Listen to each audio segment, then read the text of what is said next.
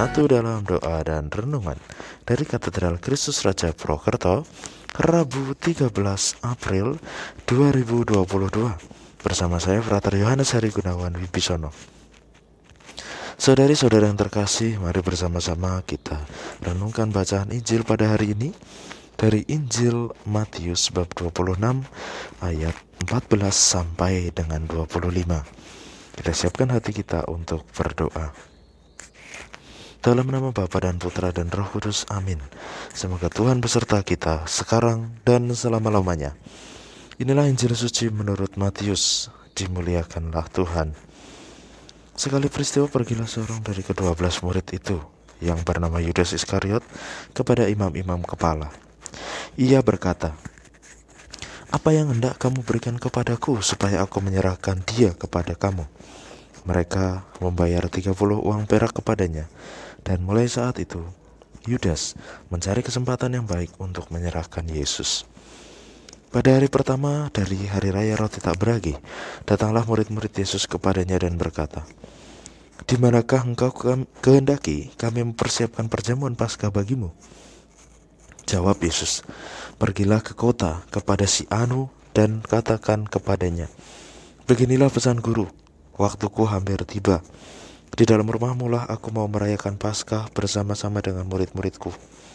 Lalu murid-murid melakukan seperti apa yang ditugaskan Yesus kepada mereka dan mempersiapkan Paskah.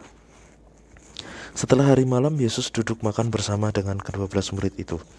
Dan ketika mereka sedang makan, ia berkata, "Aku berkata kepadamu, sesungguhnya seorang di antara kamu akan menyerahkan aku."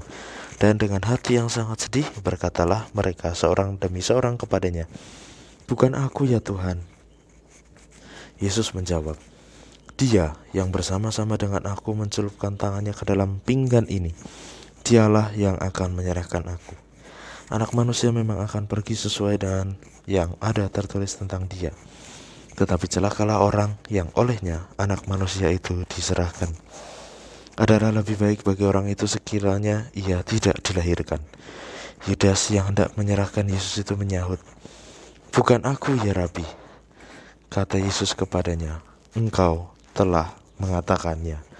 Demikianlah sabda Tuhan. Terpujilah Kristus. Saudari-saudara yang terkasih, apa yang dilakukan oleh Yudas Iskariot, bentuk pengkhianatan yang dilakukan oleh Yudas Iskariot terhadap gurunya, membuktikan bahwa sesungguhnya Yudas Iskariot memiliki rencana tersendiri bagi dirinya. Yudas Iskariot merupakan pribadi yang memiliki latar belakang orang yang sering melakukan tindak korupsi. Ia sering mengambil kas yang ada di dalam kelompok Yesus. Dan itulah kemudian yang akhirnya ia cari. Segala pelayanan yang ia lakukan seringkali tidak demi kebaikan, tidak demi kemurnian akan pelayanan, akan tetapi demi keuntungan diri. Dan maka dari itu, di awal perikop kita melihat bagaimana Yudas Iskariot bertanya, "Apa yang hendak kamu berikan supaya aku dapat menyerahkan dia?" Itu merupakan pertanyaan tawaran di mana seseorang mencari keuntungan. Maka dari itu, apakah kita juga dalam setiap tindakan pelayanan, tugas-tugas kita juga mencari keuntungan bagi diri kita sendiri, ataukah kita sudah mementingkan kepentingan bersama?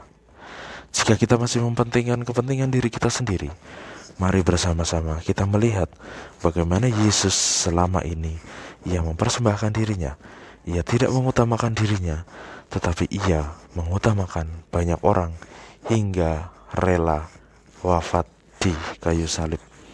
Maka dari itu, mari saudari-saudara yang terkasih, kita renungkan apakah masih ada sisi Yudas Iskariot lain dalam diri kita.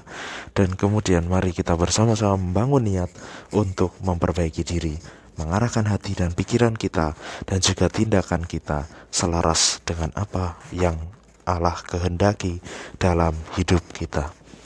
Marilah kita berdoa. Allah Bapa yang penuh kasih, kami bersyukur atas kehadiran Putra-Mu yang telah rela menebus hidup kami dari dosa.